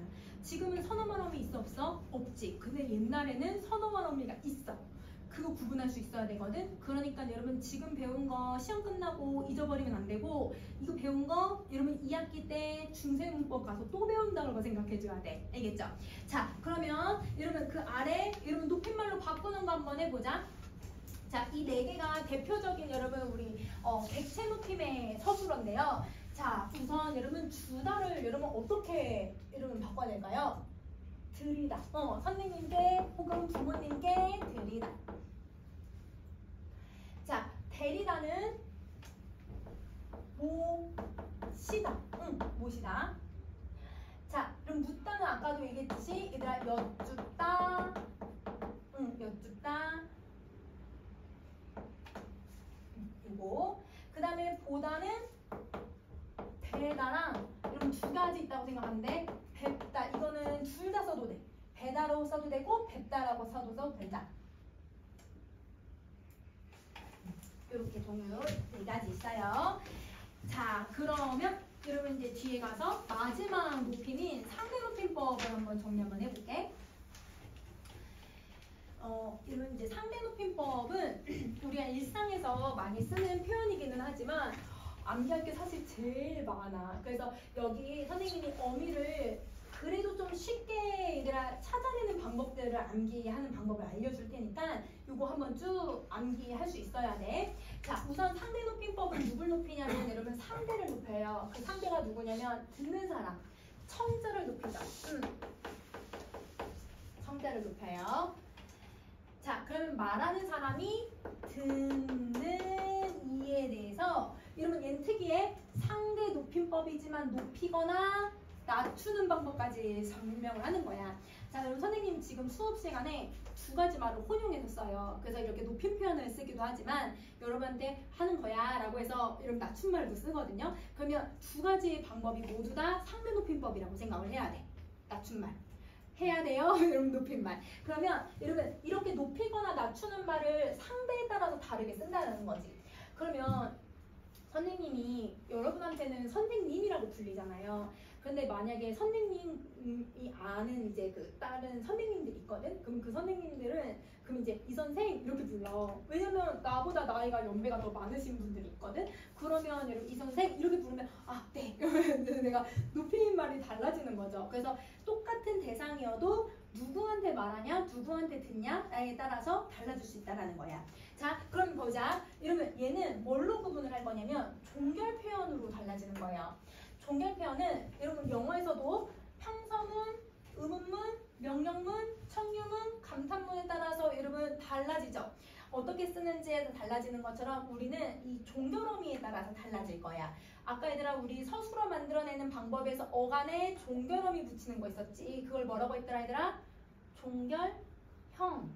종결형으로 찾아낸다라고 생각하면 돼. 알겠지? 그러면 여러분 이 종결 표현은 뭘로 만든다? 어간에 종결어미를 붙여서 만든다. 그러면 선생님이 종결어미를 붙인다고 했으니까 얘를 이름을 종결형이라고 부르면 돼요. 그러면 상대 높임법은 종결형에 의해서 결정된다. 이렇게 생각해 주면 되는 거지. 자, 그러면 여러분 표를 조금만 올려서 여러분 이제 격식체를 한 번에 정리 한번 해볼게. 이 종결 표현에는 여러분 이제 제일 먼저 격식체, 비격식체로 두 가지로 나뉘는데요. 격식체는 격식 있는 자리에서만 써야 돼요. 그러면 격식 있는 자리에서 이제 써야 되니까 예의가 바르게 말하는 게 들려요. 그렇지만 단점이 있어요. 너무 딱딱해요. 그래서 여러분 우리 아나운서들 얘기하는 거 들어보면 다 격식체로 얘기를 하거든요. 그러면 좀 더 여러분 정확하게 의견을 전달하고 사건을 명확하게 전달하고 예의 바르게 얘기를 하긴 하지만 좀 딱딱하지. 그런데 우리가 일상에서 대화하는 걸 비격식체라고 하거든. 비격식체는 친근한데 예의는 여러분 조금 내려다. 왜냐면 우리 할머니한테도 원래는 격식체에 써야 돼. 근데 할머니한테 할머니 나 이거 해줘. 할머니랑 친하면 할머니한테 이렇게 반말하기도 하잖아. 그게 비격식체, 친근한 표현이라고 생각해주면 돼. 그래서 여러분 시험에 나와. 격식체는 여러분 어떤 특성을 가지고 있냐면 예의가 바른 것처럼 느껴지지만 좀 딱딱한 분위기를 만들어낸다. 그리고 비격식체는 안 보이긴 하지만 위로 올릴게.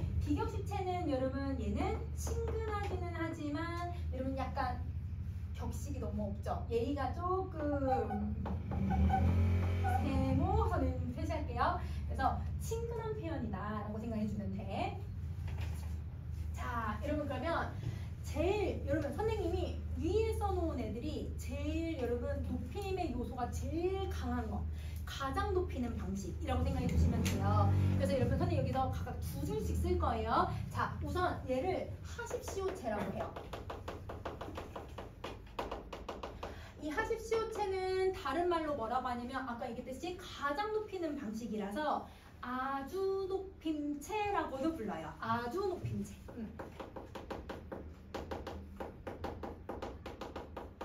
이렇게 부르는 거야.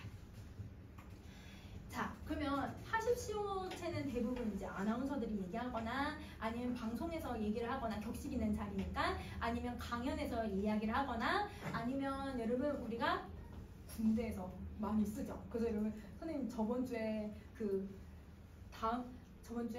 누가 왔었냐면 그 어버이날 특사로 나왔대. 그래서 특별 그 휴가를 받아서 이제 사관학교를 간 애들이 이제 온 거야. 그래서 사관학교 가서 이제 그 제복을 딱 입고 왔거든.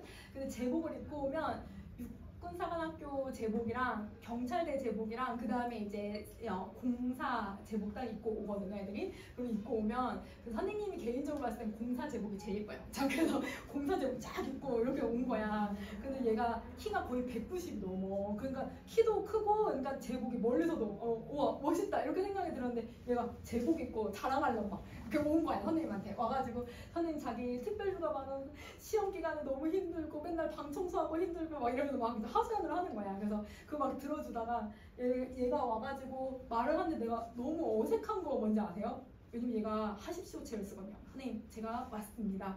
제가 밥 먹었습니다. 이렇게 얘기를 하는 거야. 선생님 지금 가십니까? 뭐 이러면서 얘기하는 거예요. 내가 제일 싫어하는 말투는 야 그럼 너무 어색해 그런 말 쓰지 마. 제가 이런 말을 안 쓰면 지금 누가 길에서 자기를 봤을 때 이것도 걸린다는 거야. 말하는 것도 공사는 선배들이 만약에 우연히 보잖아요. 쟤 왜 반말해? 이렇게 해가지고 이러면 혼나고 모자 안 쓰고 다니면 혼나고 제복에서 이러면 이거 가방 안 들고 다니면 혼나고 가방도 갓가방이거든요. 이거 안 들고 다니면 벌 좀 준대요. 그래서 그게 3번인가 2번 되면 퇴학인가? 이렇게 이거거든요. 이런 그 국가에서 돈을 많이 주잖아요. 선생님 근데 자기 월급 벌써 3달 다녔는데 월급이 200만 원 쌓였대. 돈 쓸 데가 없대. 맨날 그 학교에서 맨날 청소하고 맨날 공부만 하고 있어가지고. 그래서 얘네가 말하는 게 하십시오체예요. 밥 먹었습니다. 이러면 가십니까? 선생님 하십시오. 막 이렇게 얘기하거든요. 그런 표현들이 딱딱하게 느껴지게 만들어내는 거죠. 그럼 보세요. 요거 할 때 얘들아 이름에 하십시오라고 해서 여러분 십시오라고 하는 애가 들어가잖아. 그러니까 이거 봐봐. 십리, 십시 이러면 거의 비슷한 어미들이 계속 들어가죠. 근데 누구만 그게 안 들어가요? 청유문에만 안 들어가요. 그러면 여러분이 암기할 거는 하십시오체는 여러분 뭔가 십시오, 십리 얘네들이 들어가는데 뭐뭐 하시지오만 청유문만 안 들어가는구나. 그러면 여러분이 암기할 거는 얘만 암기하면 되는 거야. 청유문만 암기하면 되는 거지. 그래서 원리를 최대한 이해하고 여러분 다른 것만 암기하면 여러분 그걸 누구인지 찾아낼 수 있다. 이렇게 생각해주면 돼. 자, 그 다음에는 여러분 여기 보세요. 다 뭘로 끝났어 얘들아 대부분. 오로 끝나지? 그래서 얘를 하우체라고 하는 거야. 그러면 이 하우체는 일반적으로 높이는 방식이에요. 그래서 이제 여러분이 아직 친구들이랑은 나이가 어리니까 이런 표현 잘 안 쓰지만 여러분 이제 좀 연배가 나랑 비슷한 선생님이랑 이제 비슷한 사람, 선생님보다 나이가 조금 더 많으신 분, 그리고 이제 선생님도 아직은 이런 말 쓰기는 어색하긴 하지만 근데 이제 나이가 조금 더 들어서 한 50대, 60대 돼서 나의 동년배들한테는 이런 표현 쓸 거야. 자네 먹구려, 자네 갑시다, 뭐뭐 하시게 이런 표현들, 하오 이런 표현들을 쓰거든요. 그러면 이 하오체는요 일반적으로 높인다 해서 예사. 이러면 우리 의문할 때 얘들아 예사 소리 있었지. 예사 소리가 가장 일반적으로 나는 소리였지. 일반적인 높임체라고 생각해주면 돼. 예사 높임체예요. 그러면 예사 높임체는 여러분 어떻게 암기하시면 되냐면 여러분 어미가 모두 다 뭐가 들어가는지 보세요. 오 구려 들어가요. 그러면 한 번에 그냥 딱 암기해. 하오체는 오구려. 하오체는 오구려. 이렇게 기억하면 돼. 그래서 하오체는 오구려로 딱 기억하는데 근데 특이한 애가 지금 누구야? 청유문이야. 그러면 청유문에 갑시다가 들어가요. 그러면 여러분 사실 갑시다가 딱 여기 들어갔으면 딱 뭐가 십시, 십리 딱 맞을 텐데, 그치? 그래서 얘만 여러분 비읍시다가 특이한 애라고 생각하면 돼. 얘만 암기하면 되겠지. 그래서 하우체는 여러분이 오구려를 암기하고 여러분 비읍시다만 암기하면 되는 거예요. 알겠죠? 청룡은 비읍시다. 자, 그 다음에 이제 여기는 특히 이제 장인어른이 상위한테 많이 쓰는 표현이에요. 그러니까 여러분 나보다 연배가 여러분 아주 어린 해도 좀 대우를 해줘야 되는 사람, 혹은 나랑 연배가 비슷한 사람, 이런 사람들한테 쓰는 하계체예요. 그럼 이 하계체는 비슷한 사람들한테 쓰는 거니까 예사, 낮춤체라고 불러요. 예사, 낮춤체라고 한다. 자, 그럼 봐봐. 여러분 얘네들은 다 뭘로 끝나냐면 네, 세, 개, 세. 다 어에이로 끝나는 거 이해돼 얘들아?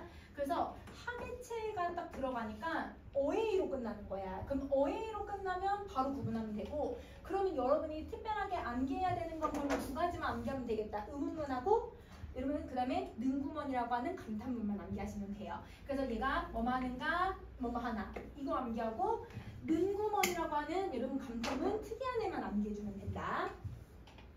먹는 구멍 이런 것들은 다 하계체가 되는 거죠. 자, 그 다음에 마지막으로는 여러분 이제 헤라체라고 하는 애가 있어요. 그럼 이 헤라체가 가장 반만. 그래서 가장 낮추는 아주 낮춤체. 이렇게 생각하면 돼. 자, 근데 얘는 하나로 통일할 수가 없어. 일단 다로 끝나고 냐니, 나렴, 자, 능구나 너무 다르잖아요. 그러면 여러분 얘를 이제 어떻게 구분하냐면 비격시체랑 같이 비교해서 한번 구분을 해볼게요. 자, 여러분 비격시체를 보시면 자, 비격시체는 높임 표현 하나랑 낮춤 표현 하나가 있어요. 여러분 높임 표현은 해요체라고 해서 여러분 해요체는 두루두루 다 높일 수 있는 거예요. 그 선생님이 여러분 지금 수업 시간에 하십시오체를 원래 써야 되지만 하십시오체를 최대한 안 쓰고 높임 표현이기는 여러분 그래도 격식 있는 자리니까 높임 표현을 최대한 쓰려고 하거든요. 그래서 뭘 붙이냐면 요를 붙였죠. 뭐뭐 하거든요. 선생님 요를 붙였거든요. 해요체는 이렇게 여러분처럼 선생님보다 나이가 어린 사람한테도 써도 되고 나이가 많은 사람한테 써도 돼요.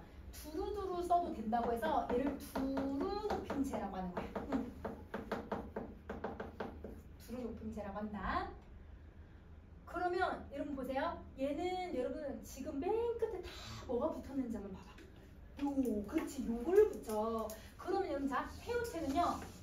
요를 여러분 미안해 얘들아. 요를 빼면 돼. 빼도 말이 성립하면 돼. 얘는 요를 뺄 수 있다라고 생각하시면 돼요. 그래서 여러분 나 지금 집에 가. 너 지금 집에 가? 지금 얼른 가셔. 얼른 가셔. 우리 집에 가세. 이러면 그 다음에 가는군. 이러면 요 다 빼도 다 성립할 수 있죠. 그러니까 여러분 얘는 요를 빼도 성립할 수 있으면 해요체가 돼요. 자, 근데 낮춤말 해체라고 하는 애가 있는데 이 해체는 두루두루 써도 돼요. 여러분 사실 할머니한테는 높임 표현 써야 되지만 아까 얘기했듯이 할머니 나 이것 좀 해줘 이렇게 쓸 수 있다고. 그게 두루 낮춤체야. 그럼 두루 낮춤체는 여러분 가지라고 하는 애들 선생님 지금 다 써놨는데 얘는 이걸로 암기할 게 아니라 여러분 얘는요 요를 붙일 수 있어요. 요를 다 붙여도 돼요. 나 지금 집에 가요. 저 집에 가지요. 지금 가죠? 가죠? 이렇게 물어보죠? 이러면 집에 명령할 때 너 지금 빨리 집에 가요. 이렇게 명령해도 돼요. 말투에 따라서. 그 다음에 나 가는군요. 요 붙일 수 있어요. 다 붙일 수 있어요. 그래서 여러분 얘는 요를 붙일 수 있는데 똑같은 낮춤말인 헤라체 있었잖아 얘들아. 근데 이 헤라체는 여러분 뭘 못하냐면 요를 붙일 수가 없어. 낮춤말인데 얘는 요를 붙일 수 있고 얘는 요를 못 붙이는 걸로 이걸로 구분을 해주면 돼. 이렇게.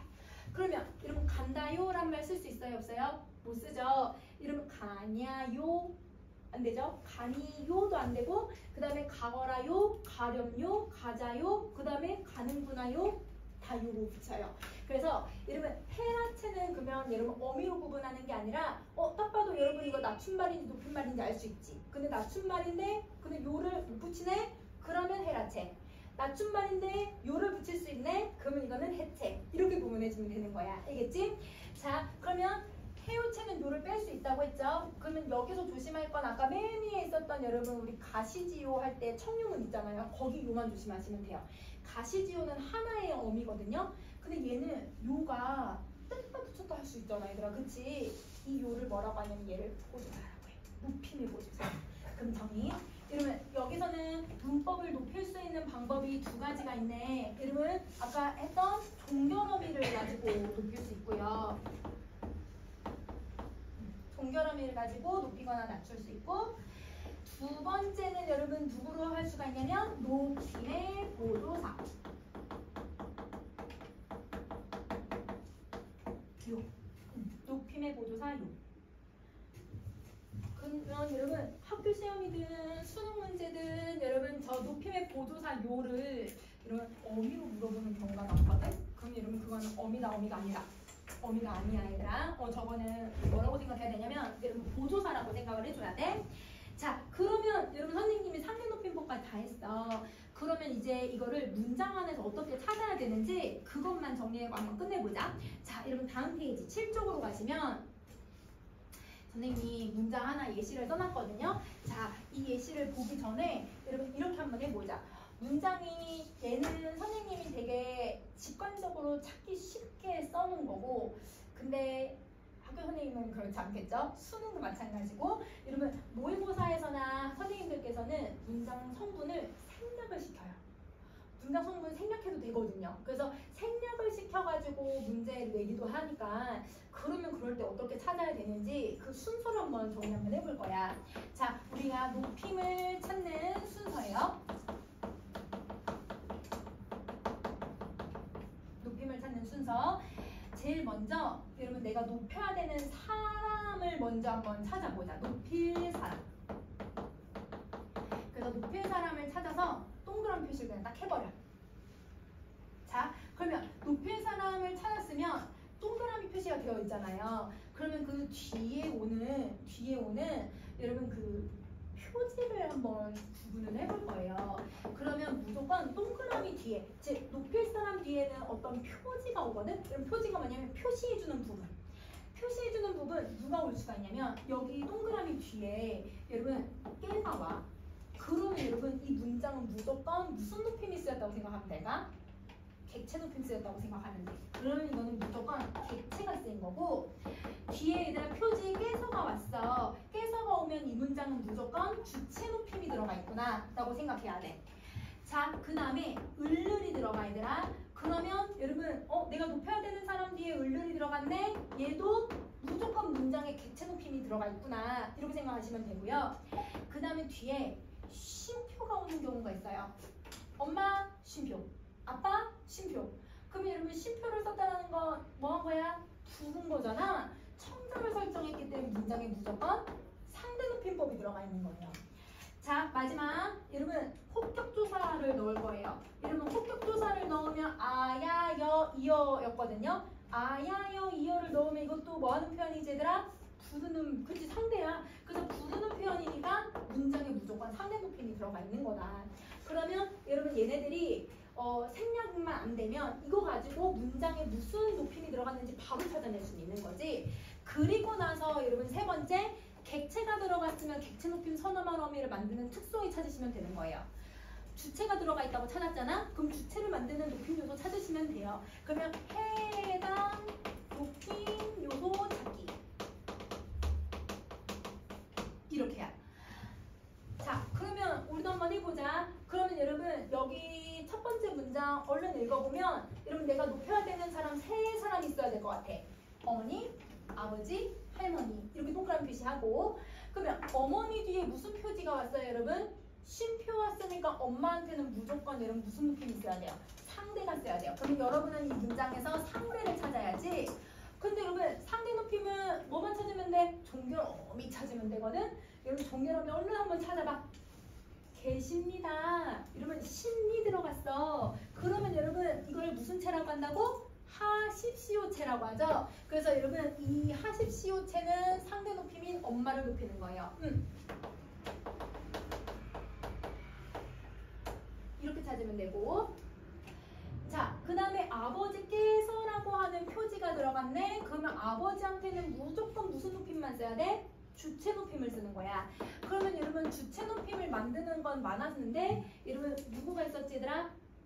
특수어이나 그 다음에 시야. 그치? 특수어의 시. 그럼 여러분 특수어인데 아빠가 하는 행동 누구 있어요? 돌아오는 거랑 계시다도 아빠가 하는 거죠. 그러면 여러분 이때 계시다 할 때 여러분 요거 계시다 이 특수어휘는 아빠를 높이는 거, 돌아오시다 할 때 이 시도 아빠를 높이는 거. 그래서 요게 주체 높임을 높이는 거. 이렇게 생각하면 돼. 자, 그 다음에 할머니 뒤에는 늘이 들어갔으니까 이 문장에서는 할머니가 객체 높임으로 써야 되네. 그러면 할머니의 행위를 나타내기 위해서 사용하고 있는 여러분 특수어휘가 뵙다죠. 그러면 여러분 이 뵙다가 바로 할머니를 높이는 특수어휘. 이렇게 생각하시면 돼요. 그래서 우선은 선생님이 차근차근 표시하게끔 이렇게 해놨지만 시험 볼 때는 여러분 사람만 동그라미 표시하고 그걸 여러분 제일 먼저 주체 있네? 주체 누구 찾아야 되고 객체 누구 있고 이것만 바로 찾으면 될 것 같아. 그러면 아래 선생님이 넣어놨어. 무슨 높임이 들어갔는지 얼른 한번 해볼래 얘들아?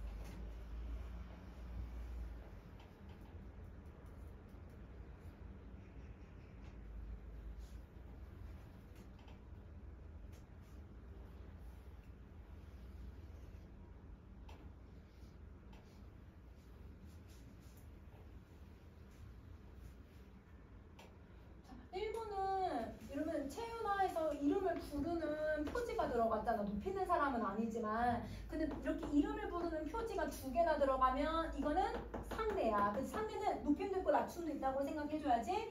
그러면 여러분 드려라 라고 했거든요. 그럼 저기에 요 붙일 수 있는지 한번 생각해보세요. 요 못 붙이죠. 그럼 무슨 체를 쓴 거예요?